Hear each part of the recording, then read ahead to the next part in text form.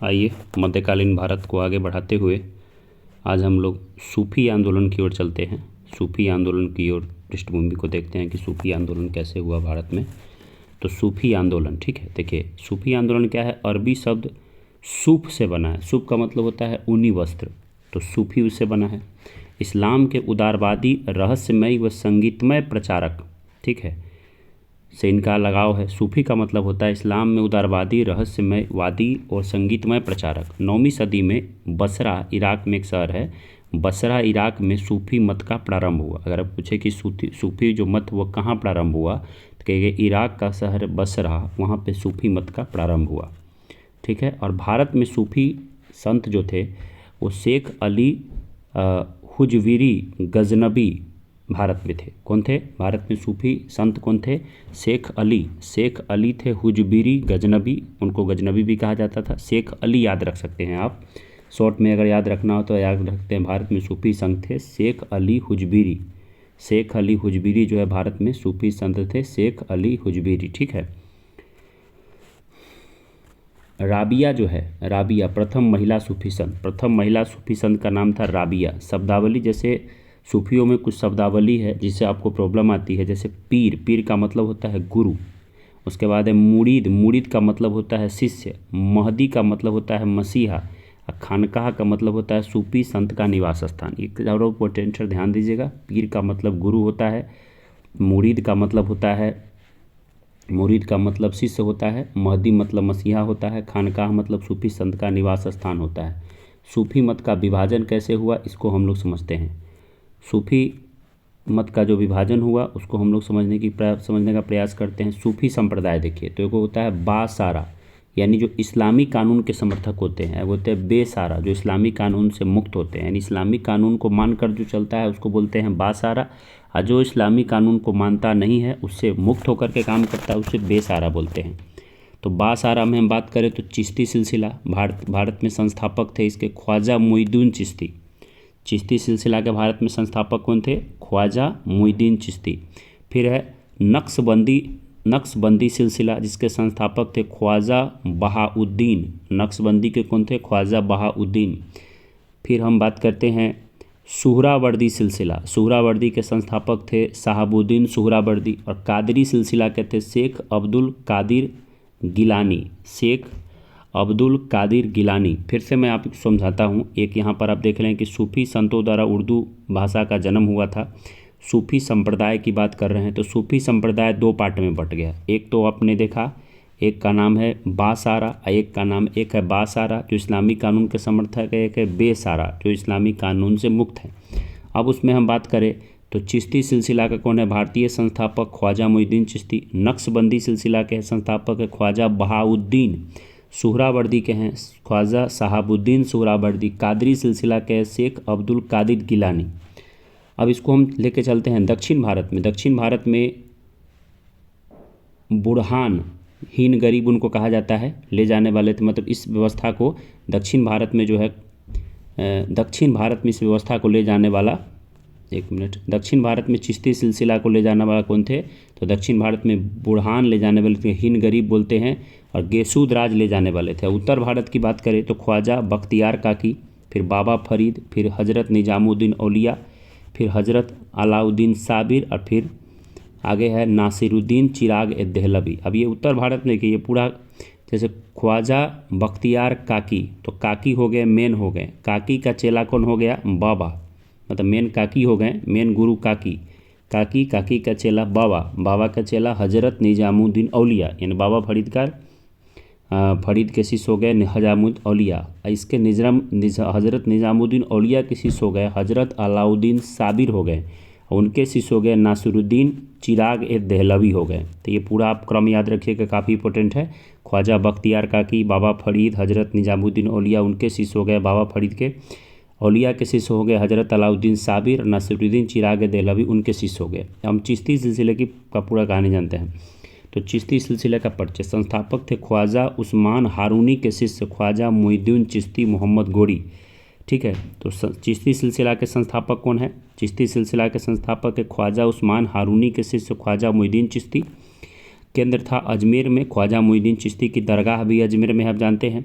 अब प्रमुख संत की हम बात करें तो प्रमुख संत थे, जैसे हम पढ़ रहे हैं, देखिए हम पढ़ रहे हैं चिश्ती सिलसिला, तो चिश्ती सिलसिला का आप फिर से समझिए, ख्वाजा चिश्ती सिलसिले के कौन हो गए, तो चिश्ती सिलसिले के हो गए, आप देख लीजिए, इसे मैं घेर दे रहा हूँ, ख्वाजा उस्मान हारूनी के शिष्य ख्वाजा मोइनुद्दीन चिश्ती चिश्ती सिलसिले के भारत में फाउंडर हो गए। ठीक है, इनका केंद्र कहाँ है, तो केंद्र इनका है अजमेर में, ख्वाजा मोइनुद्दीन की चिश्ती का दरगाह है अजमेर में, वो केंद्र हो गया। प्रमुख संत कौन थे, निजामुद्दीन औलिया, बाबा फरीद, बख्तियार काकी के शिष्य बख्तियार काकी, ठीक है, उसके बाद शेख बुरहानुद्दीन गरीब, शेख बुरहानुद्दीन गरीब, तो ये 4 हो गए। तो चिश्ती सिलसिले में निजामुद्दीन औलिया, बाबा फरीद, बख्तियार काकी, शेख बुरहानुद्दीन गरीब, ये सब चिश्ती सिलसिले के हो गए। अन्य हम बात करें तो कुतुबुद्दीन बख्तियार काकी, कुतुबुद्दीन बख्तियार काकी के याद में ही कुतुब मीनार बनाया था, कुतुबुद्दीन ऐबक ने शुरुआत किया था, पता है, तो उनको कुतुबुद्दीन बख्तियार काकी, जिनके याद में कुतुब मीनार बनाया गया। मुरीद शब्द यहाँ पे दिया गया है, कुतुबुद्दीन बख्तियार काकी को मुरीद भी कहा गया। बाबा फरीद जो हैं, फरीउद्दीन भी बोलते हैं, बाबा फरीद गुरु ग्रंथ साहिब में शामिल है, बाबा फरीद के बारे में चर्चा है, और इनके शिष्य निजामुद्दीन औलिया तथा अलाउद्दीन साबिर हैं। बाबा फरीद के शिष्य कौन है, निजामुद्दीन औलिया और अलाउद्दीन साबिर। निजामुद्दीन औलिया का जन्म जो है बदायूं में 1236 में हुआ था। निजामुद्दीन औलिया का जन्म जो है बदायूं में, निजामुद्दीन औलिया का जन्म जो है 1236 में बदायूं में हुआ था। 7 सुल्तानों का काल देखा था निजामुद्दीन औलिया ने। इनके शिष्य का नाम है शेख सलीम चिश्ती, अमीर खुसरो और अमीर हसन। तो निजामुद्दीन औलिया का जन्म बदायूं में 1236 में हुआ था। 7 सुल्तानों का काल इन्होंने देखा था। इनके शिष्य हैं शेख सलीम चिश्ती, अमीर खुसरो और अमीर हसन। दरगाह इनका दिल्ली में है, मोहम्मद बिन तुगलक जो है दिल्ली में इनका दरगाह, निजामुद्दीन औलिया का दरगाह जो है दिल्ली में मोहम्मद बिन तुगलक ने बनवाया। ये सब काफ़ी इंपॉर्टेंट है। निजामुद्दीन औलिया फिर से देखिए, जन्म हुआ यूपी के बदायूं में 1236 में। 7 सुल्तानों का काल देखा था इन्होंने। शिष्य था शेख सलीम चिश्ती, अमीर खुसरो, अमीर हसन। और दरगाह इनका दिल्ली में मोहम्मद बिन तुगलक बनवाया हुआ है। दक्षिण भारत में बात करें सूफीवाद, तो दक्षिण भारत में सूफीवाद के फाउंडर कौन है, तो दक्षिण भारत में सूफीवाद के फाउंडर है शेख बुरहानुद्दीन गरीब, दौलताबाद में। दक्षिण भारत में सूफीवाद के फाउंडर है शेख बुरहानुद्दीन गरीब है दौलताबाद में। ठीक है, दक्षिण भारत में हम बात करें सूफीवाद के फाउंडर है शेख बुरहानुद्दीन गरीब, दौलताबाद में है। फिर हम बात करेंगे शेख सलीम चिश्ती, चिश्ती संप्रदाय के अंतिम प्रमुख संत शेख सलीम चिश्ती अकबर के समकालीन थे, और दरगाह इनका फतेहपुर सिकरी में है। इन्हीं के दरबार से, इन्हीं के मतलब आशीर्वाद से अकबर के बेटा सलीम का जन्म हुआ था। अब हम बात करते हैं सुहरावर्दी संप्रदाय। तो सुहरावर्दी संप्रदाय के बारे में जानते हैं। सुहरावर्दी संप्रदाय का संस्थापक था शेख शिहाबुद्दीन सुहरावर्दी। सुहरावर्दी संप्रदाय के संस्थापक थे शेख शिहाबुद्दीन सुहरावर्दी। केंद्र है सिंध व मुल्तान। प्रमुख संत थे जलालुद्दीन तबरीजी, सैयद सुर्खजोश, बुरहान, ये मुख्य थे, उनके संत थे। चिश्ती के विपरीत भव्य व राजकीय संरक्षण इनको प्राप्त था। सुहरावर्दी जो है वो मतलब राजकीय संरक्षण में रहना पसंद करते थे, शानो शौकत में रहना पसंद करते थे। फिरोज तुगलक ने सैयद जलालुद्दीन को शेख उल इस्लाम यानी प्रधान काजी बनाया था। फिरोज तुगलक ने सैयद जलालुद्दीन को शेख उल इस्लाम यानी प्रधान काजी बनाने का काम किया था। सुहरावर्दी संप्रदाय। अब हम अन्य देखते हैं। अन्य में हम देखते हैं शेख अब्दुल्ला सतारी ने सतारी सिलसिले का स्थापना किया था। इसका मुख्य केंद्र बिहार था। शेख अब्दुल्ला सतारी ने सतारी सिलसिले का स्थापना किया था। इसका मुख्य केंद्र बिहार था। कादरी धर्म संघ या सिलसिले का स्थापना सैयद अब्दुल कादिर अल गिलानी ने बगदाद में किया था। भारत में इस सिलसिले के प्रवर्तक मोहम्मद गौस थे। इस सिलसिले के अनुयायी गाने बजाने के विरोधी थे। ये लोग शिया मत के विरुद्ध थे। कादरी धर्म संघ या सिलसिले का स्थापना सैयद अब्दुल कादिर अल गिलानी ने बगदाद में किया था। भारत में इस सिलसिले के प्रवर्तक मोहम्मद गौस थे। इस सिलसिले के अनुयायी गाना बजाने के विरोधी थे। ये लोग शिया मत के विरुद्ध होते थे। राजकुमार दारा शाहजहां के ज्येष्ठ पुत्र कादरी सिलसिला के मुल्ला शाह का शिष्य था। राजकुमार दारा शाहजहां का श्रेष्ठ पुत्र कादरी सिलसिले के मुल्ला शाह का शिष्य था। अब हम बात करते हैं नक्शबंदी सिलसिला। नक्शबंदी सिलसिला सबसे कट्टर था। नक्शबंदी सिलसिला जो है सबसे कट्टर सूफी सिलसिला था। इसका संस्थापक था ख्वाजा बहाउद्दीन। नक्शबंदी सिलसिला सबसे कट्टर सूफी सिलसिला था। इसके फाउंडर थे ख्वाजा बहाउद्दीन। भारत में ख्वाजा बाकी बिल्लाह इसके फाउंडर थे। संगीत के ये विरोधी होते थे। अनुयायी इसके बाबर था, इसका अनुयायी नक्शबंदी का, ठीक है। और बाबर के गुरु का नाम अहरार था। औरंगजेब भी नक्शबंदी से जुड़ा हुआ था, उसके गुरु का नाम शेख मासूम था। तो देखिए नक्शबंदी सिलसिला सबसे कट्टर सूफी सिलसिला है। इसके संस्थापक थे ख्वाजा बहाउद्दीन। भारत में ख्वाजा बाकी बिल्लाह इसके फाउंडर। संगीत के विरोधी ये होते थे। इसके अनुयायी बाबर थे, इनके गुरु थे अहरार। और औरंगजेब भी अनुयायी थे, उनके गुरु का नाम था शेख मासूम। शेख अहमद सरहिंदी ने अकबर के दीन इलाही का विरोध किया था। शेख अहमद सरहिंदी ने अकबर के दीन इलाही धर्म का क्या किया था, विरोध किया था। संगीत के विकास में मोहम्मद गौस का योगदान निर्णायक रहा। प्रसिद्ध संगीतज्ञ तानसेन इन्हीं के शिष्य थे। तानसेन मोहम्मद गौस के शिष्य थे और उन्होंने तानसेन के ईरानी शिक्षा प्राप्त किया था। तो ये सूफी हो गया। अब हम भक्ति आंदोलन की ओर चलते हैं, आगे बढ़ते हैं, भक्ति आंदोलन की ओर चलते हैं। भक्ति आंदोलन का परिचय देखते हैं। भक्ति का प्रथम उल्लेख जो है श्वेतांबर उपनिषद में मिलता है। भक्ति का प्रथम उल्लेख कहाँ मिलता है, श्वेतांबर उपनिषद में। हिंदू धर्म में धर्म सुधार हेतु मध्यकाल का धार्मिक आंदोलन था। और भक्ति आंदोलन को हम देखते हैं। भक्ति आंदोलन दो पार्ट में था। एक दक्षिण भारत में भक्ति आंदोलन फैला था। दक्षिण भारत में जो भक्ति आंदोलन फैला था वो 6वीं सदी में, और उत्तर भारत में 13वीं सदी में भक्ति आंदोलन आया। अब भक्ति आंदोलन में क्या था, दो प्रकार के संत थे, एक थे अलवार और एक थे नैनार संत, ठीक है। और सगुण और निर्गुण भक्ति की बात होती थी, सगुण और निर्गुण। अब जानते हैं आगे।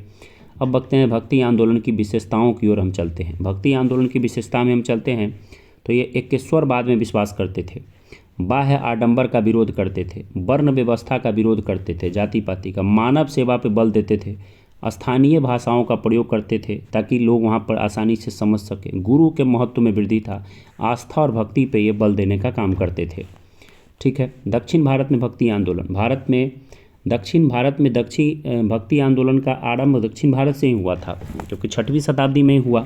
तो भारत में भक्ति आंदोलन का आरंभ अगर कहा जाए तो दक्षिण भारत से ही हुआ। भक्ति आंदोलन में 12 अलवार वैष्णव संतों और 63 नैनार शैव संतों ने योगदान दिया। शैव, नैनार और वैष्णव अलवार जैनियों और बौद्धों के अपरिग्रह को अस्वीकार का, ईश्वर के प्रति व्यक्तिगत भक्ति को ही मुक्ति का मार्ग बताते थे। यानी शैव जो नैनार थे और वैष्णव जो अलवार थे, जैनियों और बौद्धों के अपरिग्रह को अस्वीकार करके ईश्वर के प्रति व्यक्तिगत भक्ति को ही मुक्ति का माध्यम बताते थे। शैव संत अपार ने पल्लव राजा महेंद्र बर्मन को शैव धर्म स्वीकार करवाया था। ये बहुत वीवीआई है। शैव संत अपार ने पल्लव राजा महेंद्र बर्मन को शैव धर्म स्वीकार करवाने का काम किया। आगे हम बात करते हैं वैष्णव संत जो महाराष्ट्र में लोकप्रिय हुए थे, वे भगवान विठोबा के भक्त थे। विठोबा पंथ के संत और उनके अनुयायी बड़कड़ी या तीर्थयात्री कहलाते थे, क्योंकि हर वर्ष पंढरपुर की यात्रा पर वो जाने का काम करते थे। तो वैष्णव संत थे जो महाराष्ट्र में लोकप्रिय हुए, भगवान विठोबा के भक्त थे। विठोबा पंथ के संत और उनके अनुयायी बड़कड़ी या तीर्थयात्री कहलाते थे, क्योंकि हर वर्ष पंढरपुर की यात्रा पर वो जाते थे। भक्ति आंदोलन को दक्षिण भारत में उत्तर भारत लाने वाला रामानंद थे। भक्ति आंदोलन को दक्षिण भारत से उत्तर भारत लाने वाले रामानंद थे। दक्षिण भारत के प्रमुख संत शंकराचार्य, रामानुजाचार्य, मध्वाचार्य, निम्बकाचार्य और बल्लभाचार्य थे। दक्षिण भारत के प्रमुख संत की बात करें तो शंकराचार्य, रामानुजाचार्य, मध्वाचार्य, निम्बकाचार्य और बल्लभाचार्य थे। शंकराचार्य जी के बारे में हम अब जानते हैं। हिंदू धर्म के शंकराचार्य जो थे, हम जानते हैं शंकराचार्य जी के बारे में। तो शंकराचार्य जी हिंदू धर्म के प्रथम सुधारक शंकर के अवतार थे। हिंदू धर्म के प्रथम सुधारक शंकर के अवतार थे। उनका जन्म जो है 788 में केरल में हुआ था ईस्वी में, और मृत्यु जो है 820 में हो गया था केदारनाथ में। बौद्ध धर्म की महायान शाखा से प्रभावित थे और उनको प्रछन्न बुद्ध कहा जाता था। नर्मदा नदी के तट पर ओंकारेश्वर नामक स्थान पर गुरु गोविंद सिंह जी योगी द्वारा दीक्षा लिए थे। नर्मदा नदी के तट पर ओमकारेश्वर नामक स्थान पर गुरु गोविंद जी से वो दीक्षा लिए थे। बौद्ध धर्म की महायान शाखा से जुड़े थे। हिंदू धर्म के प्रथम सुधारक थे। जन्म हुआ था केरला के कलादी गांव में, मृत्यु हो गया था 820 में केदारनाथ में। आगे जानते हैं उनके जो सिद्धांत थे। उनके सिद्धांत को हम बांटते हैं 5 पार्ट में। एक अद्वैतवाद था, अद्वैतवाद, फिर निर्गुण भक्ति को प्राथमिकता देते थे, स्मृति संप्रदाय, पंचायतन पूजा यानी शिव विष्णु शुक्र शक्ति सूर्य और गणपति की पूजा, पंचायतन पूजा पर ध्यान देते थे, विष्णु शुक्र शक्ति सूर्य और गणपति। मायावाद यानी जगत मिथ्या है कहते थे, बोलते थे कि जगत मिथ्या। इन्होंने कौन कौन सा काम किया आइए जानते हैं प्रमुख कार्य। इन्होंने जो है प्रस्थानत्रय यानी उपनिषद भगवद गीता व ब्रह्म सूत्र पर टीका लिखने का काम किया। प्रस्थानत्रय मतलब उपनिषद भगवद गीता वो ब्रह्म सूत्र पर टीका लिखने का काम किया। 4 दिशाओं में भारत के 4 मठ का स्थापना किया, भारत के 4 दिशाओं में 4 मठ का स्थापना किए। जैसे आप देख सकते हैं उत्तर में ज्योतिष मठ है जो बद्रीनाथ उत्तराखंड में है, ठीक है। उसके बाद आप देख सकते हैं कि पश्चिम दिशा में जो है वो शारदा मठ है जो गुजरात के द्वारिका में पड़ता है। पूरब दिशा में गोवर्धन मठ पड़ता है जो पूरी उड़ीसा में, और दक्षिण में श्रृंगेरी मठ पड़ता है जो मैसूरू कर्नाटक में है। 4 दिशाओं में 4 मठ का स्थापना किया। अब हम जानते हैं रामानुजाचार्य जी के बारे में कि भक्ति आंदोलन के प्रथम संत थे, विष्णु के अवतार थे। इनका जन्म पेरम्बुरु मद्रास में हुआ था 1017 में। इनके गुरु का नाम था यादव प्रकाश रामानुजाचार्य का। इनका सिद्धांत था सगुण भक्ति, विशिष्ट द्वैतवाद यानी मायावाद का खंडन करते थे, और संप्रदाय जो था वो था श्री संप्रदाय। रामानुजाचार्य जो है भक्ति आंदोलन के प्रथम संत थे, विष्णु के अवतार थे। जन्म पेरम्बुरु मद्रास में हुआ था। गुरु थे यादव प्रकाश, सगुण भक्ति को प्राथमिकता देते थे, विशिष्ट द्वैतवाद मानते थे। संप्रदाय इनका जो था श्री संप्रदाय से जुड़े हुए थे। विशिष्ट द्वैतवाद कहता है इसके अनुसार यद्यपि जगत और जीवात्मा दोनों कार्यतः ब्रह्मा से भिन्न है, फिर भी वे ब्रह्म से ही उद्भूत है और ब्रह्म से उनकी उसी प्रकार का संबंध है जैसे कि किरणों का सूर्य से। अंततः ब्रह्म एक होने भी अनेक हैं।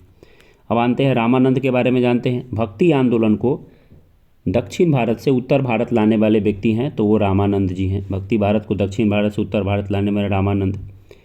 जन्म हुआ था 1299 में प्रयाग में। राम और सीता के उपासक थे। इनके 12 शिष्य थे। रामानंद के कितने शिष्य थे? 12 शिष्य थे, जिसमें प्रमुख थे रैदास, कबीर, पद्मावती, सुरसी, धन्ना, सेना, पीपा, इनके प्रमुख शिष्य थे। अब इनके कुछ शिष्यों में जानते हैं कबीरदास। तो कबीरदास जो थे वो निर्गुण संत थे। जन्म हुआ था 1440 में वाराणसी में, मृत्यु हुआ था 1510 में मगहर में, इसलिए मगहर महोत्सव मनाया जाता है 1987 से। सिकंदर लोदी के समकालीन थे कबीरदास। शिष्यों में उनके वाणियों का संग्रह बीजक नाम से ग्रंथ के, इसमें 3 भाग है, साखी, शबद और रमैनी। शिष्यों ने उनकी वाणी का संग्रह बीजक नाम के ग्रंथ में किया जिसके 3 पार्ट हैं, साखी, शबद, सरवैनी, रमैनी। इनकी भाषा मिश्रित भाषा है, ब्रज भाषा, अवधी और राजस्थानी। ब्रज भाषा, अवधी और राजस्थानी का प्रयोग करते थे। अन्य गुरुओं की बात करें तो बात करते हैं दादू दयाल का बात करते हैं। जन्म हुआ था गुजरात अहमदाबाद में। कबीर के अनुयायी थे दादू दयाल। ब्रह्म संप्रदाय का स्थापना किए थे। अकबर ने फतेहपुर सीकरी में इनको बुलाया था। निपख नामक आंदोलन का शुरुआत किए थे और इनके प्रमुख शिष्य का नाम था सुंदरदास। तो दादू दयाल जन्म गुजरात अहमदाबाद, कबीर के अनुयायी थे, ब्रह्म संप्रदाय के संस्थापक थे। अकबर ने फतेहपुर सीकरी इनको बुलाया था। निपख आंदोलन चलाए थे या प्रमुख शिष्य इनके सुंदरदास थे। आगे हम बात करते हैं मीराबाई। मीराबाई जो है इनका जन्म 1498 में मेरता जिला चौकड़ी गांव में हुआ था। मृत्यु हुआ 1546 में। पिता का नाम था रतन सिंह राठौर, पति का नाम था भोजराज और कृष्ण के उपासक थी। उसके बाद हम बात करते हैं रैदास का। रैदास जो है, रैदास जी के रामानंद के 12 शिष्यों में से एक थे। रामदासी अनुयायी के फाउंडर थे। मीराबाई के गुरु थे। मीराबाई के गुरु थे रैदास। उसके बाद हम बात करते हैं तुलसीदास जी के बारे में।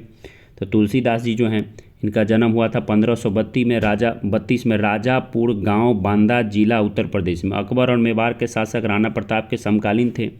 इनका रचना जो था तुलसीदास का वो है रामचरितमानस, दोहावली, कवितावली, पार्वती विवाह, सीता विवाह। रामचरितमानस, दोहावली, कवितावली, पार्वती विवाह, सीता विवाह, विनय पत्रिका, हनुमान चालीसा, सीता विवाह, पार्वती विवाह, कवितावली, दोहावली, रामचरितमानस, इनकी सब रचना है। हनुमान चालीसा। सूरदास जो हैं इनका जन्म 1478 में उत्तर प्रदेश में हुआ था। वल्लभाचार्य के शिष्य थे। पुष्टि मार्ग के फाउंडर थे। रचना है सुरसागर, साहित्य लहरी, सुरसावली, साहित्य लहरी, सुरसागर। पुष्टि मार्ग का जहाज के फाउंडर थे ये। वल्लभाचार्य के शिष्य थे। जन्म हुआ था 1478 में उत्तर प्रदेश में। अन्य गुरुओं की बात करें तो हम बात करते हैं चैतन्य महाप्रभु, बंगाल के भक्ति आंदोलन के प्रवर्तक, कृष्ण भक्ति में डूबे रहते थे चैतन्य महाप्रभु। चैतन्य ने मूर्ति पूजा, ठीक है, चैतन्य ने क्या किया, चैतन्य ने मूर्ति पूजा अवतारवाद को महत्व दिया। गोसाई संघ का स्थापना किया, संकीर्तन को जन्म दिया। गोसाई संघ का स्थापना संकीर्तन को जन्म दिया। इनका दर्शन जो था वो था अचिंत्य दर्शन और भेदभाव। अब हम फ्रेश जो है मुग़ल सम्राट की मुग़ल अध्याय का शुरुआत करेंगे आप लोगों के साथ।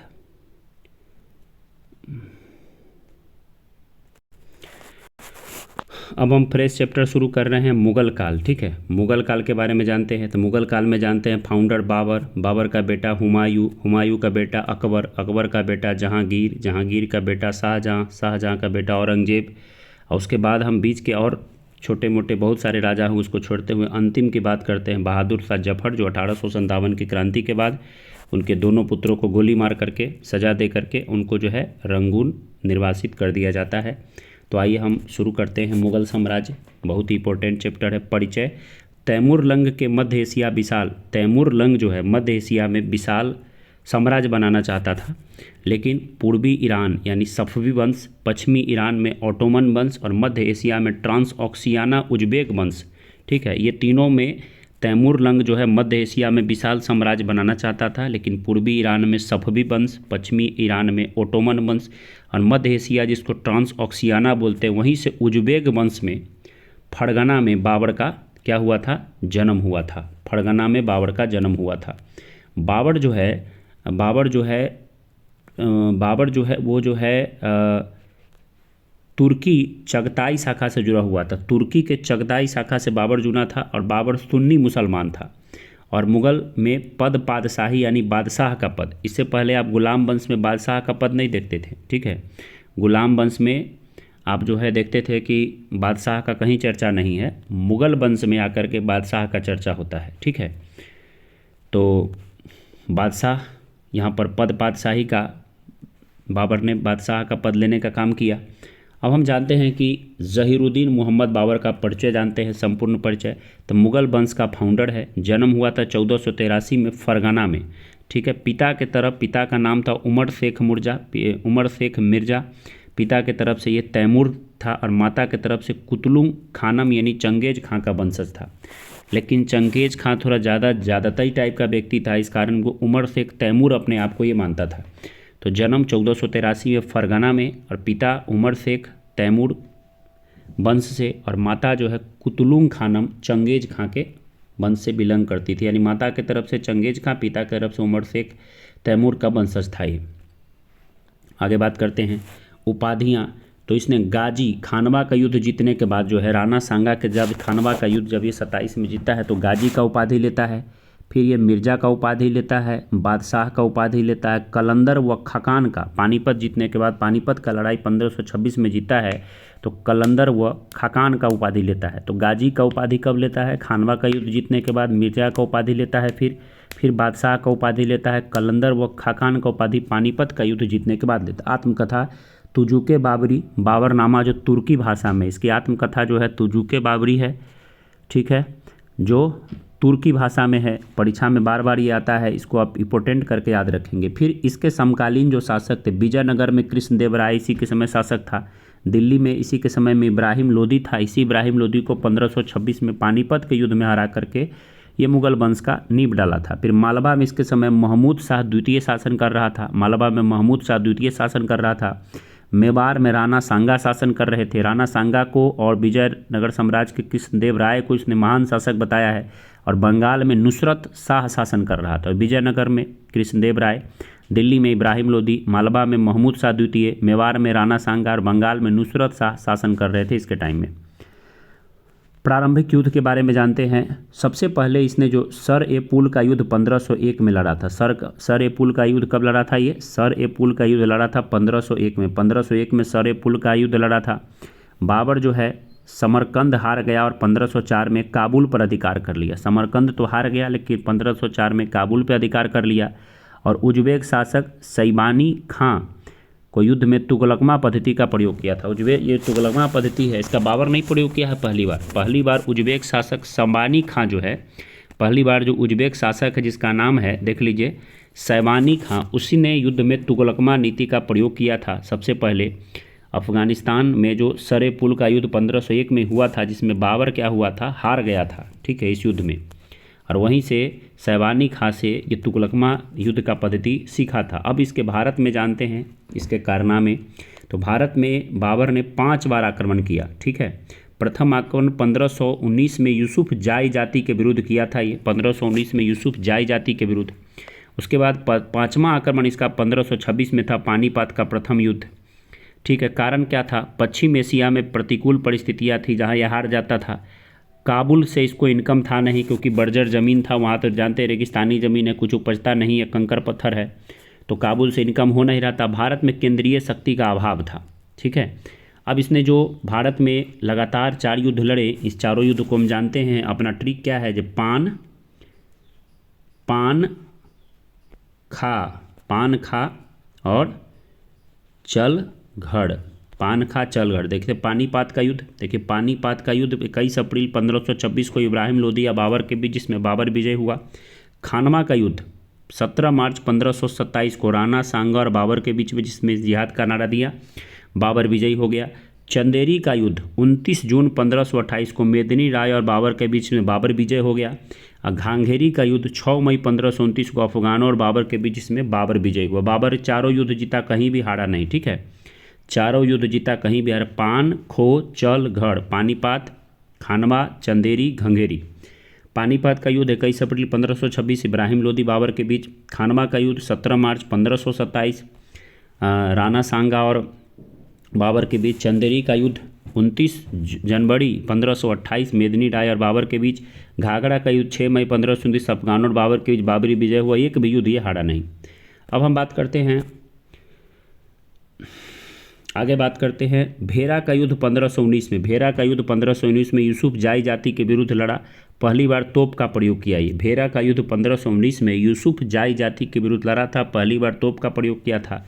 पानीपत का प्रथम युद्ध 21 अप्रैल 1526 को हरियाणा में हुआ। इब्राहिम लोदी पहला सुल्तान था जो युद्ध भूमि में मारा गया। पानीपत का प्रथम युद्ध 21 अप्रैल 1526 को हुआ हरियाणा में। इब्राहिम लोदी पहला सुल्तान था जो युद्ध भूमि में मारा गया। पहली बार तुगलकमा नीति का प्रयोग किया था। इसका तोपजी तो था उस्ताद अली व मुस्तफ़ा था, जो तोपची था। तोपों हेतु उस्मानी रूमी पद्धति का प्रयोग किया था। युद्ध के बाद कलंदर व खाकान का उपाधि लिया था। मुस्लिम व्यापारियों को तगमा कर से मुक्ति कर दिया था। ग्वालियर नरेश विक्रमादित्य की मौत पर हुमायूं ने कोहिनूर हीरा उससे ले लिया, और जीत का से घुड़सवार तीरंदाज को जाता है। तो ये काफ़ी इंपॉर्टेंट है पूरा डिटेल। भेरा का युद्ध 1519 में यूसुफ जाई जाति के विरुद्ध किया था, जिसमें पहली बार तोप का प्रयोग किया। पानीपत का प्रथम युद्ध 21 अप्रैल 1526 को किया हरियाणा में। इब्राहिम लोदी पहला सुल्तान था, युद्ध भूमि में मारा गया। पहली बार तुगलकमा नीति का प्रयोग हुआ, पहली बार तुगलकमा नीति का प्रयोग हुआ तो इसी में किया, ठीक है। उसके बाद जो है तोपची उस्ताद अली व मुस्तफ़ा था। तोपों हेतु उस्मानी रूमी पद्धति का प्रयोग किया। युद्ध के बाद कलंदर व खाकान का उपाधि लिया। मुस्लिम व्यापारियों को तगमा कर से मुक्त कर दिया। ग्वालियर नरेश विक्रमादित्य की मौत पर हुमायूं ने कोहिनूर हीरा उससे ले लिया, और जीत का से घुड़सवार तीरंदाज को जाता है। उसके बाद हम बात करते हैं इसके खानवा का युद्ध। खानवा का युद्ध 17 मार्च 1527 को मेवाड़ के राजा राणा सांगा से हुआ। युद्ध जीतने हेतु जिहाद का नारा दिया और गाजी का उपाधि धारण किया। खानवा का युद्ध ने इसने गाजी का उपाधि धारण किया, जिहाद का नारा दिया। फिर चंदेरी का युद्ध जनवरी 1528 में मेदिनी राय को हराया। स्त्रियों ने यहाँ पर डर से जौहर कर लिया और शेर शाह बाबर की ओर से इस युद्ध में लड़ा था। चंदेरी का युद्ध जनवरी 1528 में हुआ। स्त्रियों ने यहाँ पर जौहर कर लिया और शेर शाह बाबर की ओर से इस युद्ध में लड़ा था। उसके बाद हम बात करते हैं आगे घाघरा का युद्ध मई 1529 में अफगान महमूद लोदी से हुआ था, और ये युद्ध जल व थल दोनों पर लड़ा गया था। बंगाल के शासक नुसरत शाह से इसमें संधि किया था। इसका मृत्यु जो है 26 दिसंबर 1530 को आगरा में हो गया। शुरू में इसको आगरा में दफनाया गया था आरामबाग में, बाद में इसके इच्छा अनुसार इसका काबुल में इसकी पत्नी मुबारक यूसुफ जई ने इसके कब्र को खुदवा करके और इसको काबुल में दफनाने का काम किया था। तो ये आपने जाना कंप्लीट बाबर के बारे में बहुत जानकारी। अब कुछ और बातें जानते हैं बाबर के बारे में। साहित्य से क्या लगाव था। साहित्य मातृभाषा में तुर्की में ये मतलब इसके मातृभाषा तुर्की में ही अपना लिखता था। इसने आत्मकथा अपना बाबरनामा तुर्की में लिखा तुजुके बाबरी नाम से। फारसी अनुवाद जो है तुजुकी बाबरी का पायंद खां और अब्दुल रहीम खान ने किया। ये जो तुजुके बाबरी है इसका फारसी भाषा में, क्योंकि मुगल दरबार की भाषा फारसी थी, इसने अपना आत्मकथा लिखा था तुजुके बाबरी केवल किसमें, तो तुर्की में लिखा था। इसका फारसी अनुवाद पायंदा खां और अब्दुल रहीम खान ने किया। 4 बाग योजना का वर्णन जो बाद में अकबर ने बनाया था, 4 बाग योजना का वर्णन इसमें है, जिसको क्रिएट करने वाला अकबर है। मुंबईयान नामक पदशैली का जन्मदाता है बाबर, और खत ए बाबरी व दीवान का रचना किया। खत ए बाबरी व दीवान का रचना किया। इसका जो गवर्नर था मीर बाकी ने अयोध्या में बाबरी मस्जिद बनाया था। सूफी संत ख्वाजा उबैदुल्ला अहरार का शिष्य था ये। सूफी संत ख्वाजा उबैदुल्ला अहरार का शिष्य था। सड़क मापन हेतु गजे बाबरी नामक इकाई बनाया था। कुषाण के बाद पहली बार काबुल व कंधार भारत का हिस्सा बना। देख लीजिए पूरा इंडिया, पूरा यहाँ पर काबुल कंधार अफगानिस्तान तक, ये काबुल कंधार देख रहे हैं, सब तरह इसका शासन हो चुका है। इसका उत्तराधिकारी इसका बेटा हुमायूं हुआ। अब हम बात करते हैं इसके बेटे हुमायूं के बारे में। नसीरुद्दीन मोहम्मद हुमायूं, इसके बेटे के बारे में बात करते हैं, नसीरुद्दीन मोहम्मद हुमायूं के बारे में। तो परिचय है, 29 दिसंबर 1530 को मुगल साम्राज्य का बादशाह बना। ये 29 दिसंबर 1530 को मुगल साम्राज्य का बादशाह बना। इससे पहले बदख्शा का सूबेदार था। बाबर ने अपने सभी पुत्रों में इसने क्या किया, अपने सभी भाइयों में अपने संपत्ति को बराबर बराबर बांट देने का काम किया। जैसे क्या किया इसने, तो इसने अपने तैमूरी परंपरा के अनुसार साम्राज्य का विभाजन किया। हुमायूं ने अपने भाई कामरान को काबुल कंधार व पंजाब दे दिया। अपने भाई कामरान को काबुल कंधार व पंजाब दे दिया। अस्करी को संभल दे दिया। हिंदाल को अलवर का क्षेत्र दे दिया। दीन पनाह नामक नगर का स्थापना किया था हुमायूं ने। दीन पनाह नामक नगर का स्थापना हुमायूं ने किया था। ज्योतिष में विश्वास करता था। 7 दिन 7 रंग का कपड़ा हुमायूं पहनता था। आइए हुमायूं के हम जानते हैं अभियानों के बारे में। हुमायूं ने 1531 में कालिंजर अभियान किया था प्रताप रुद्रदेव के खिलाफ। 1531 में कालिंजर अभियान किया था प्रताप रुद्रदेव के खिलाफ। 1532 में चौसा का युद्ध इसका हुआ था। महमूद लोदी अफगानी महमूद लोदी के खिलाफ इसका दौड़ा हुआ था। 1532 में दौड़ा हुआ था, ठीक है। 1532 में दौड़ा अभियान महमूद लोदी के खिलाफ। 1532 में चुनार का प्रथम घेरा शेर खां के विरुद्ध ये किया था। बहुत दिन घेरा रहा था लेकिन शेर शाह इसके पकड़ में नहीं आ पाया था। 1532 में चुनार का घेरा, प्रथम घेरा शेर खां के विरुद्ध। 1535 से 36 बहादुर शाह से इसका संघर्ष हुआ। जून 1539 में चौसा का युद्ध हुआ और मई 1540 में कन्नौज बिलग्राम का युद्ध हुआ। और ये दोनों युद्ध शेर खां से इसका हुआ, जिसमें अंत में जो है बिलग्राम के युद्ध में इसको भारत छोड़ के जाना पड़ा। और फिर 1555 में 15 साल बाद मच्छीबारा का युद्ध हुआ और अफगान सरदार नसीम खान को ये पराजित किया। 15 साल बाद ये रिटर्न आया और जून 1555 में सरहिंद का युद्ध हुआ। सुल्तान सिकंदर सूरी अफगानी को हराया और फिर से भारत में मुगल सत्ता को स्थापित करने का काम किया। तो ये काफ़ी इंपॉर्टेंट है, पूरा ध्यान से देंगे, आप पढ़ेंगे। 1531 में कलिंजर अभियान, प्रताप रुद्रदेव को हराया। 1532 में दौड़ा का अभियान किया, महमूद लोदी अफगान से लड़ाई हुआ। 1532 में चुनाव का प्रथम बार घेरा किया चुनार का, शेर खां को यहाँ पर घेरने का काम किया था। उसके बाद बहादुर शाह से संघर्ष हुआ 35 से 36 में। चौसा का युद्ध 1539 में। कन्नौज बिलग्राम का युद्ध 1540 में शेर शाह से दोनों युद्ध हुआ। फिर 15 साल बाद ये रिटर्न आया भारत। मच्छीबारा का युद्ध लड़ा अफगान सरदार नसीम खान के विरुद्ध। और उसके बाद फिर लास्ट में जून 1555 में सरहिंद का युद्ध हुआ और सुल्तान सिकंदर शाह सूरी को हरा करके और फिर से ये भारत पे कब्जा कर लेने का काम किया। चुनार का बात करते हैं। चुनार का प्रथम घेरा, चुनार जो है यूपी में पड़ता है। पूर्व भारत का प्रवेश द्वार चुनार का कहते हैं। थल मार्ग व अमीर मार्ग का नियंत्रण करता है ये। बाबर बनाम अफगानी शेर खां के विरुद्ध चुनार का घेरा किया था। समझौता हुआ, हुमायूं की आगरा वापसी, दिल्ली में दीन पनाह नगर बनवाया और बहादुर शाह से संघर्ष शुरू हो गया। इसका परिणाम निकला। उसके बाद बात करते हैं बहादुर शाह से संघर्ष की बात करते हैं। गुजरात शासक बहादुर शाह अफगान था। गुजरात व मालवा पर मुगल अधिकार हो गया। बहादुर शाह मांडू पर हुमायूं, बहादुर शाह जो है मांडू पर हुमायूं कब्जा करना चाहता था और बहादुर शाह पुर्तगालियों के साथ मारा गया। इसमें किंवदंती है कि रानी कर्णावती ने हुमायूं को राखी भेजा था मदद करने के लिए, यानी बहादुर शाह के विरुद्ध हेल्प के लिए रानी कर्णावती ने हुमायूं को राखी भेजा था कि मेरा मदद कीजिए। हुमायूं ने अपने भाई अस्कनी को सौंपा। हुमायूं ने अपने भाई अस्कनी को यहाँ पर सौंपने का काम किया। अब बात करते हैं चौसा का युद्ध। चौसा का युद्ध हुआ जून 1539 में। चौसा बिहार में पड़ता है। करमनसा नदी के किनारे युद्ध हुआ। हुमायूं जो है निजाम नामक भिस्ती ने इसका जान बचाया और शेर खां जो है विजय हुआ, और इसी चौसा के युद्ध में इसने शेर शाह का उपाधि ले लिया। जो शेर खां था वो अब शेर शाह बन गया।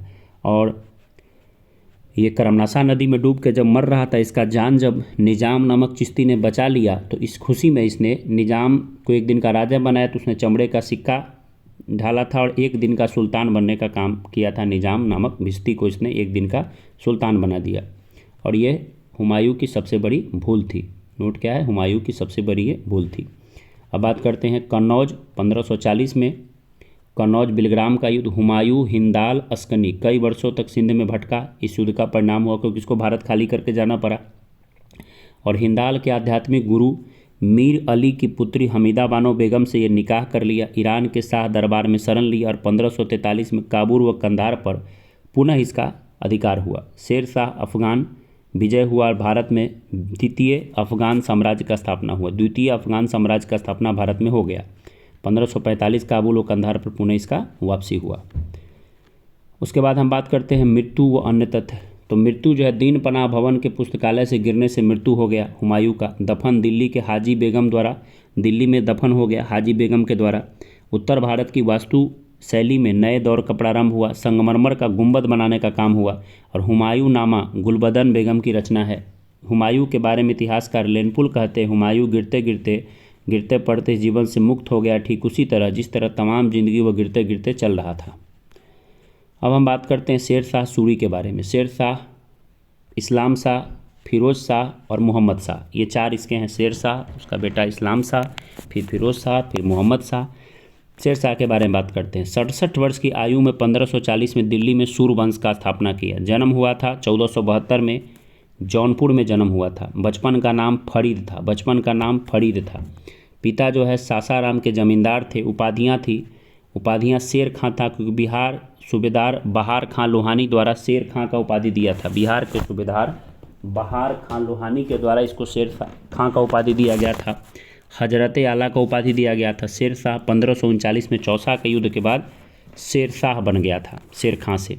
मृत्यु 1545 में कालिंजर अभियान, शासक कीरत सिंह के विरुद्ध कालिंजर अभियान में षड्यंत्र के द्वारा उक्का नामक यंत्र चला रहा था, ये मारा गया। मकबरा सासाराम बिहार में हिंद व ईरानी कला में इसका मकबरा सासाराम बिहार में बना हुआ है। इसके युद्ध के बारे में जानते हैं तो चंदेरी का युद्ध 1528 में ये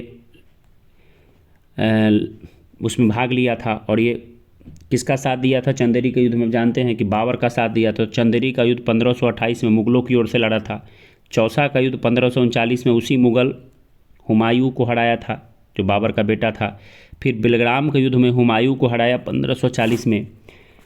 फिर रायसीना आक्रमण 1543 में किया, शासक पूरनमल को हराया। मारवाड़ का अभियान इसका 1544 में हुआ, मालदेव को हराया। कालिंजर का अभियान इसका अंतिम अभियान था 1545 में, जहां कीरत सिंह था और उक्का नामक यंत्र चलाने के कारण ये मारा गया। शेर शाह मारवाड़ के युद्ध में राजपूतों के शौर्य से इतना प्रभावित हुआ कि कहा कि मैं मुट्ठी भर बाजरे के लिए लगभग एक हिंदुस्तान का साम्राज्य खो चुका था।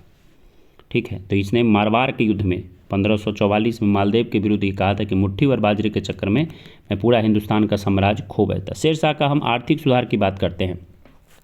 शेर शाह सूरी आर्थिक भूसार सुधारों के लिए जाने जाते हैं। सहायक थे टोडरमल, जब्ती प्रणाली व अहमद खां। सुधार था शेर शाह ने भूमि के माप के लिए 32 अंक वाला सिकंदरी गज और सन के डंटी का प्रयोग किया। इसने 178 ग्रेन की चांदी का रुपया व 380 ग्रेन के तांबे के दाम चलवाए थे। 178 ग्रेन के चांदी का रुपया, यानी भारत में रुपया का जन्मदाता शेर शाह। चांदी का रुपया, 380 ग्रेन के तांबे का दाम चलवाए। शेर शाह के समय पैदावार का 1/3 भाग सरकार लगान के रूप में वसूल करती थी। 1/3 भाग सरकार लगान के रूप में शेर शाह के टाइम में क्या करती थी, वसूल करती थी। आगे बात करते हैं भू राजस्व अधिकार हेतु वेतन हेतु जरिमाना, यानी 2.5% भूमि सर्वेक्षण में मुहसिलाना था। 5% कर संग्रह का नया नामक टैक्स होता था। मध्यस्थों की समाप्ति करवा दिया। कबूलियत व पर्दा प्रथा शुरू किया। ये कबूलियत व पर्दा प्रथा इसने शुरू किया। अन्य कारण जानते हैं तो शेर शाह ने 1541 में पाटलिपुत्र को पटना के नाम से स्थापित किया। इसने ग्रैंड ट्रंक रोड का मरम्मत करवाया। डाक प्रथा का प्रचलन शेर शाह के द्वारा ही करवाया था। डाक प्रथा का प्रचलन कराया। मलिक मोहम्मद जायसी शेर शाह के समकालीन थे, जिनकी रचना पद्मावत है। वास्तुकला की बात करें तो रोहतासगढ़ का किला बनवाया, किला एक कुहना दिल्ली में बनवाया, कन्नौज के पास शेरसुर नाम का नगर बसाया। रोहतासगढ़ का किला बसाया, किला एक कुहना दिल्ली में नगर बसाया, कन्नौज के पास शेरसुर नामक नगर बसाया। उसके बाद बात करें तो 1700 से ज़्यादा सराय बनवाया, हुलिया व दाग प्रथा शुरू किया अलाउद्दीन खिलजी के बाद। आगरा में दान का लंगर बनाया। कीनी, इस पठान ने अपने 5 वर्षों में जितना कुछ कर डाला उतना मुग़ल और अंग्रेज भी न कर सके, ये कहा गया इसके बारे में।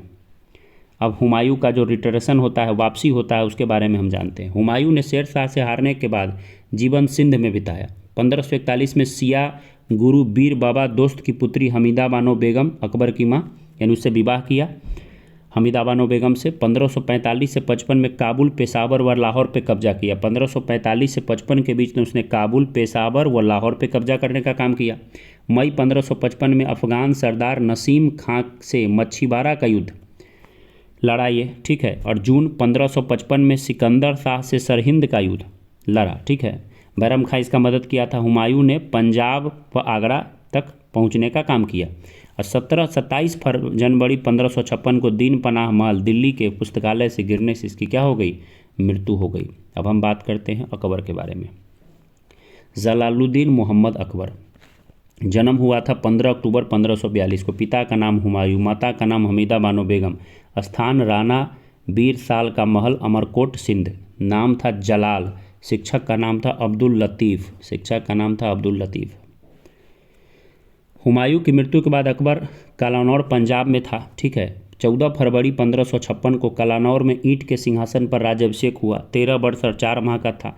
संरक्षक व वजीर थे बैरम खां, जिसको खाना कहा जाता था। उपाधि लिया था जलालुद्दीन मोहम्मद अकबर बादशाह गाजी का। अकबर का शासनकाल में संरक्षण बैरम खां का संरक्षण था। माहम अनगा जो थी 1560 से 62 के बीच में पेटीकोट शासन चलाई थी, यानी महिलाओं का शासन इसके दरबार में चला था। और 1562 से 1605 के बीच अकबर ने खुद अपने कमान में अपना शासन लेने का काम किया था। बैरम खां के बारे में जानते हैं। बैरम खां सिया मतावलंबी था। बैरम खां जो है सिया मतावलंबी था। बैरम खां सिया मतावलंबी था। 1556 से 1560 तक अकबर का संरक्षक था। वह बथक्सा का निवासी था। उसे प्यार से खानी बाबा अकबर कहता था। उपाधि था खान बाबा। हुमायूं कहता था खान बाबा, और खाने खाना अकबर कहता था। खाने खाना अकबर कहता था, खान बाबा हुमायूं कहता था। पानीपत के द्वितीय युद्ध में हेमू को हराया, ठीक है। पानीपत के द्वितीय युद्ध में अकबर ने 1556 में 5 नवंबर 1556 को अकबर व हेमू के बीच पानीपत का युद्ध हुआ और उसको हराने का काम किया। बैरम खां इसमें मुख्य संरक्षक का काम किया था। और हेमू जो है दिल्ली का अंतिम हिंदू शासक था। ये हेमू के बारे में जानते हैं। जौनपुर शासक आदिल शाह सुर का प्रधानमंत्री था हेमू। विक्रमादित्य की उपाधि धारण करने वाला 14वां और अंतिम व्यक्ति हेमू था। दिल्ली सल्तनत का प्रधान व अंतिम हिंदू बनिया सम्राट था। 31 जनवरी 1562 को पाटन स्थान पर मुबारक खां ने बैरम खां को मार डाला। अकबर ने बैरम खां को विधवा सलीमा बेगम व बेटे अब्दुल रहीम खान खाना को संरक्षण दिया। यानी जब इसको मुबारक खां ने मार डाला बैरम खां को, तो उनकी जो पत्नी थी सलीमा बेगम, उससे शादी कर लिया अकबर ने, और उनके बेटा अब्दुल रहीम खान खाना को अपना राजकीय संरक्षण देने का काम किया। पेटीकोट शासन जो 1560 से 62 चला, उसके बारे में हम लोग थोड़ा जानते हैं। 1560 से 62 जो पेटीकोट शासन चला, तो 1560 से 62 अकबर के में पेटीकोट शासन धाय माहम अनगा के प्रभाव में रहा। कहा जाता है कि माहम अनगा अकबर को अपने स्तन में थोड़ा सा जहर मिला करके पिलाती थी। इसे पर्दा या पेटीकोट प्रथा शासन कहा गया। अकबर को पूरी तरह से चाहती थी कि मार देना और अपने बेटा को सब कुछ बनाना चाहती थी। अकबर ने माहम अनगा के पुत्र अधम खां को मारा, जिसने वियोग में माहम अनगा की भी मृत्यु हो गई। जब इस षड्यंत्र का पता चला अकबर को, तो अकबर ने माहम अनगा के पुत्र अधम खां को ही मार दिया, जिसके वियोग में माहम अनगा की भी मृत्यु हो गई। परिणाम हुआ कि 1562 अकबर ने हरम दल से स्वयं को मुक्त कर दिया। हरम दल में अकबर बुरी तरह से घिर गया था, उससे बाहर निकल गया 1562 से। तब से खुद का शासन संभालने का काम किया। यहाँ पर एक फिगर के माध्यम से हम साम्राज्य विस्तार देख रहे हैं। देखिए हम बात करते हैं मुगल इम्पेयर जब शुरू हुआ, ठीक है, तो कैसे कैसे उसका विस्तार हुआ। पहले शुरू हुआ तो देखिए फिर देखिए 1601 में, फिर 1650 में, फिर 1707 में, और लास्ट में 1772 में बिल्कुल ख़त्म के परिणाम पे आ गया। अब हम अकबर के कुछ महत्वपूर्ण अभियान देखते हैं। जैसे 1561 में अकबर के अभियान हम देखते हैं। तो 1561 में मालवा अभियान था। बाज बहादुर व आजम खां के विरुद्ध इसका अभियान था। मालवा अभियान अकबर का 1561 में था। मालवा अभियान 1561 में था बाज बहादुर और आजम खां के विरुद्ध। उसके बाद 1562 में था आमेर अभियान, भाड़मल वहाँ के बिहारी मल बोलते हैं, उनके विरुद्ध अभियान था 1562 में। उसके बाद 1564 में गढ़कटंगा गोंडवाना रानी दुर्गावती वर्सेस आजम खान आसफ खान, रानी दुर्गावती वर्सेस आसम खान के आसफ खान के विरुद्ध गढ़कटंगा गोंडवाना में 1564 में अभियान था। 1568 में चित्तौर अभियान था राणा उदय सिंह और अकबर के बीच। राणा उदय सिंह और अकबर के बीच चित्तौर अभियान 1568 में। 1571 से 73 में गुजरात अभियान था, मुजफ्फर खां तृतीय वर्सेस अकबर, मुजफ्फर खां तृतीय वर्सेस अकबर। 1574 से 76 में बिहार व बंगाल अभियान किया था, दाऊद खां अफगानी और मुनीम खां था। 1576 में हल्दी घाटी का युद्ध राणा प्रताप और के साथ जो है मानसिंह व आसफ खां का भिड़ंत हुआ था। फिर 1574 से 76 में बिहार व बंगाल का अभियान किया था, दाऊद खां अफगानी का भिड़ंत हुआ था मुनीम खां से। फिर 1571 से 73 में गुजरात अभियान हुआ था, मुजफ्फर खां तृतीय का अकबर से खुद लड़ाई हुआ था, अकबर खुद गया था गुजरात में। फिर चित्तौर अभियान में अकबर खुद गया था राणा उदय सिंह से लड़ने। गढ़कटंगा गोंडवाना में रानी दुर्गावती के विरुद्ध आसफ खां को भेज दिया था। आमेर अभियान में भाड़मल को भेजा था, भाड़मल से लड़ाई हुई थी। बाज बहादुर और आजम खां को भेजा था मालवा अभियान में 1561 में।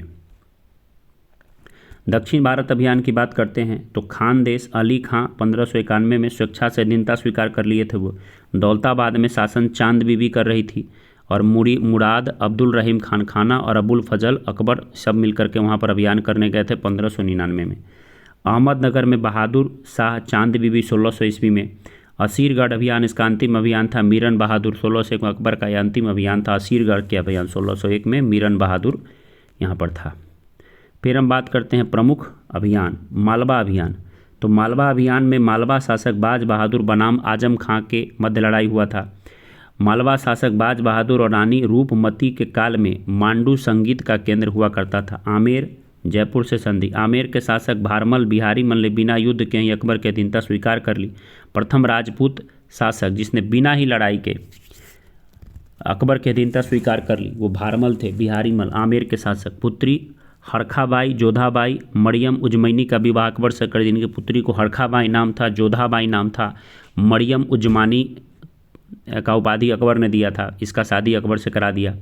भगवान दास व पुत्र मान सिंह को उच्च पद देने का काम किया गया। इस कारण अकबर के द्वारा 1562 में ही अकबर ने अजमेर स्थित दरगाह के दर्शन किए। फिर बात करते हैं गोंडवाना मंडला गढ़कटंगा अभियान। गढ़कटंगा राज्य के संस्थापक अमन दास संग्राम सिंह के पुत्र दलपत शाह का विवाह चंदेल शासक कीरत सिंह की पुत्री दुर्गावती से हुआ। राजधानी चौड़ागढ़ था। पुत्र वीर नारायण की संरक्षिका इलाहाबाद के गवर्नर आसफ खान ने आक्रमण किया। अब हम बात करते हैं मेवाड़ चित्तौर अभियान। राणा उदय सिंह बनाम अकबर के बीच ये लड़ाई हुआ था। राणा उदय सिंह के दो सेनानायक जयमल तथा फतेह सिंह ने बहादुर से लड़ाई लड़ा, जिसमें सम्मान अकबर ने मूर्ति बनवाया आगरा में इनका। 18 जून 1576 को मेवाड़ शासक महाराणा प्रताप व अकबर मान सिंह व आसफ खां के मध्य हल्दी घाटी का युद्ध। अकबर की तरफ से मान सिंह थे और मेवाड़ की तरफ से राणा प्रताप थे। ये युद्ध हुआ। हल्दी घाटी के युद्ध के समय कुंभलगढ़ राणा प्रताप का राजधानी था। महाराणा प्रताप की मृत्यु 19 जनवरी 1597 को हो गया। हल्दी घाटी के युद्ध के बाद अकबर राणा प्रताप ने डूंगरपुर के निकट चाबर में नई राजधानी बनाने का काम किया था। महाराणा प्रताप के घोड़े का नाम चेतक और हाथी का नाम राम प्रसाद था। गुजरात अभियान की बात करते हैं। गुजरात अभियान 1571 से 73, इसमें मुजफ्फर खां तृतीय बनाम अकबर के बीच ये लड़ाई हुआ। कैम्ब्रे गुजरात में पुर्तगाली से मिला और पहली बार समुद्र को देखा था अकबर ने। गुजरात अभियान को इतिहासकार स्मिथ ने सर्वाधिक द्रुतगामी कहा है। आगरा में फतेहपुर सीकरी का बुलंद दरवाज़ा इसी अभियान गुजरात अभियान की सफलता के बाद अकबर ने बनाया था। अहमदनगर अभियान बीजापुर के शासक आदिल शाह प्रथम की विधवा चांद बीबी बनाम अकबर के बीच हुआ था अहमदनगर का अभियान, और मराठा संघर्ष यहाँ से प्रारंभ हुआ था। अकबर की धार्मिक नीति की बात करें तो अकबर उदारवादी धार्मिक नीति अपनाया था। युद्ध बंदियों को दास बनाने की प्रथा पर रोक लगा दिया था। युद्ध बंदियों को दास बनाने की प्रथा पर रोक। 1564 में तीर्थ यात्री व जजिया कर की समाप्ति कर दिया। 1575 में धार्मिक चर्चा हेतु इबादत खाना फतेहपुर सीकरी का स्थापना किया 1575 में। 1564 में तीर्थ यात्रा व जजिया कर का समाप्ति। 1575 में धार्मिक चर्चा हेतु इबादत खाना अब देखिए, सिर्फ इस्लाम शुरू में जो है फतेहपुर सीकरी में सिर्फ इस्लाम धर्म के लोग जाते थे। 1578 में सभी धर्म का प्रवेश हो गया। प्रमुख संत थे जैनाचार्य हरिविजय सूरी, अकबर जिनको जगत गुरु कहता था। ठीक है। 1579 में अकबर ने क्या किया, मजहर का घोषणा किया 1579 में। 1582 में दीन इलाही का शुरुआत हुआ। दीन इलाही के प्रथम पुरोहित अकबर था। अब प्रथम वो अंतिम हिंदू पुरोहित बीरबल थे, जिसको महेश दास भी कहा जाता था बीरबल को। 1583 में इलाही संवत शुरू हुआ और स्मिथ ने इसने अकबर की मूर्खता कहा था। इलाही संवत को शुरू करना को स्मिथ ने क्या कहा था, अकबर का मूर्खता कहने का काम किया था। अब हम बात करते हैं अकबर के प्रशासन का। प्रमुख शासन सुल्तान था हुमायूं, जिसने कुरान को आधार बनाया था शासन का। अकबर ने जनता का शासन का राज पब्लिक रूल शुरू किया था। प्रमुख अधिकारी थे वकील ए मुतलक, जिनको प्रधानमंत्री कहते थे, वकील ए मुतलक प्रधानमंत्री। दीवान ए वजीरात ए कुल, बैरम खां की शक्ति को कम करने हेतु अकबर ये पद बनाया था। दीवान या वजीर राजस्व मंत्री होते थे। प्रमुख दीवान थे राजा टोडरमल और ख्वाजा शाह मंसूर। सैन्य विभाग की बात करते हैं। सैन्य विभाग में थे मीर बख्शी। बरखत पत्र पर हस्ताक्षर के बाद ही सेना का वेतन दिया जाता था। प्रांतों में वकियानविस से संपर्क होता था। मीर ए समा घरेलू विभाग होता था। लगानहीन भूमि मदत ए मास कहलाता था। मयूरगाल कहलाता था। सद्र उस सुदूर, धार्मिक विभाग को सद्र उस सुदूर कहते थे। भू राजस्व पद्धति की बात करें तो आय का प्रमुख स्रोत जो है भू राजस्व था, माल से होता था आमदनी। अकबर जो है जब्ती प्रणाली शुरू किया था, भूमि का मापन करके। इसको लाने वाले टोडरमल बंदोबस्त भी कहते हैं। 10 साल के दौरान अलग अलग फसलों को उपजो और उसकी कीमत का हिसाब लगता था। राजस्व का 1/3 लिया जाता था। मापन होता था इलाही गज से। दक्षिण में मुर्शिद कुली खां इसको शुरू किया। दक्षिण में इसको मुर्शिद कुली खां शुरू किया था इसको। 4 प्रकार के भूमि होते थे अकबर के टाइम में। पोलज, प्रत्येक वर्ष खेती किया जाने वाला भूमि। प्रति होता था 1 वर्ष तक खेती नहीं होती थी। चाचर होता था 2-3 वर्ष खेती नहीं होती थी। बंजर होता था 5 वर्ष से ज़्यादा खेती नहीं होती थी। विभिन्न प्रकार के किसान, तो पाही कास्ट होते थे, दूसरे गांव में जाकर खेती करते थे। खुद कास्ट होते थे, किसान उसी गांव की खेती करते थे जहां निवासी थे। मुजारे होते थे, खुद कास्ट कृषकों से भूमि किराए पर लेकर काम करते थे, मुजाहिर होते थे। अब बात करते हैं मनसबदारी प्रथा। प्रेरणा लिया था चंगेज खां से। भारत में शुरू किया अकबर मनसबदारी प्रथा। मनसब मतलब होता है पद। विशेषता दशमलव प्रणाली पर आधारित। विशेषता सुल्तान द्वारा मनसब की नियुक्ति। ठीक है। मुगल सम्राट मीर बख्शी होता था सैन्य प्रधान, मनसबों की सूची तैयार करता था। दीवान होता था वित्त प्रधान, वेतन व जागीर का आवंटन करने का काम करता था। मनसबदार जो होता था वो जात होता था पद, जात पद वेतन व ओहदा से पता चलता था। सवार पद सैनिक उत्तरदायित्व तो होता था। मनसबदारों का वेतन जो है नगद दिया जाता था। भू राजस्व होता था और नगद भू राजस्व दोनों होता था। ये वंशानुगत पद नहीं था। चेहरा व दाग प्रणाली इसमें लागू होता था। मनसबदारों की संख्या अकबर के समय 250, जहांगीर के समय 300, शाहजहां के समय 600 और सबसे ज़्यादा मनसबदार औरंगजेब के समय 700। सर्वाधिक मनसबदार, सर्वाधिक हिंदू और बेजागिरी सब औरंगजेब के समय था।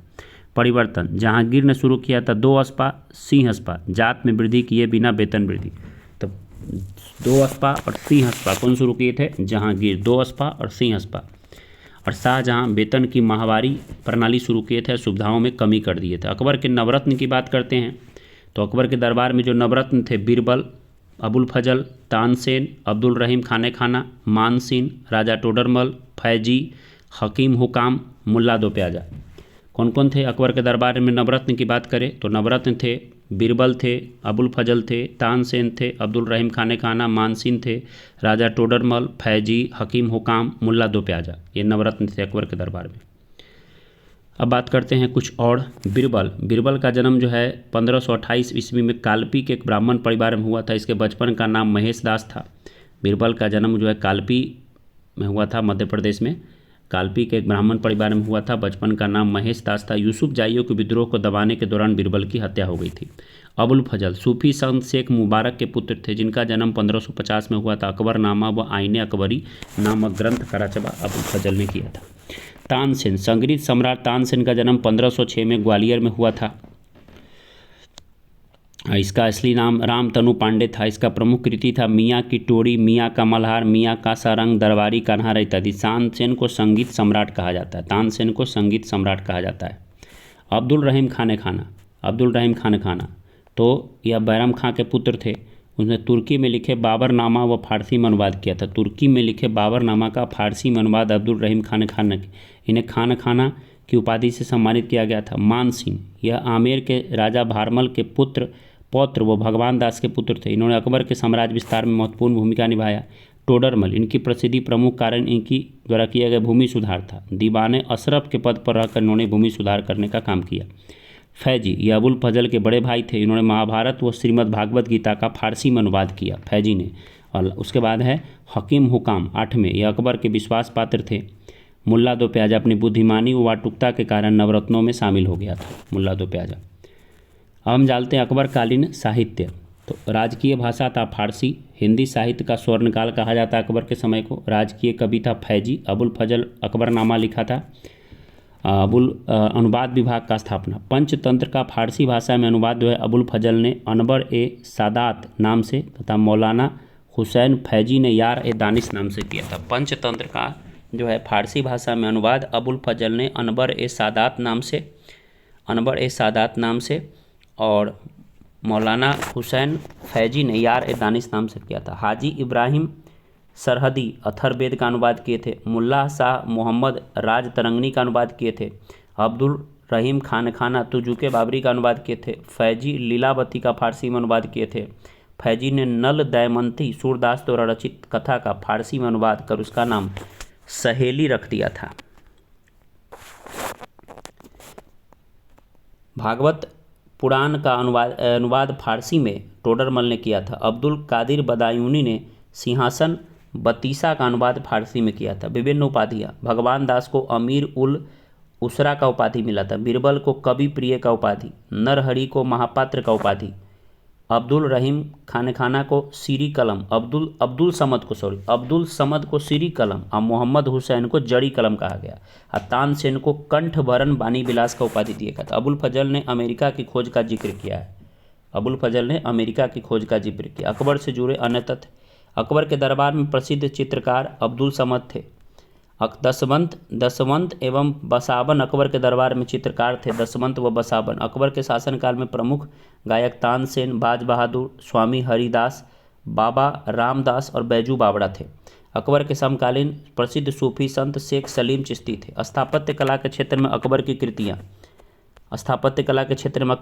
दिल्ली में हुमायूं का मकबरा बनवाया। आगरा का लाल किला बनवाया। फतेहपुर सिकरी में शाही महल, दीवाने खास, पंच महल, बुलंद दरवाजा, जोधाबाई का महल, इबादत खाना बनवाया। इलाहाबाद का किला बनवाया और लाहौर का किला बनवाया। बहुत इंपॉर्टेंट है सब। दिल्ली में हुमायूं का मकबरा, आगरा का लाल किला, फतेहपुर सिकरी में शाही महल, दीवाने खास, पंच महल, बुलंद दरवाजा, जोधाबाई का महल, इबादत खाना, इलाहाबाद का किला और लाहौर का किला बनवाया।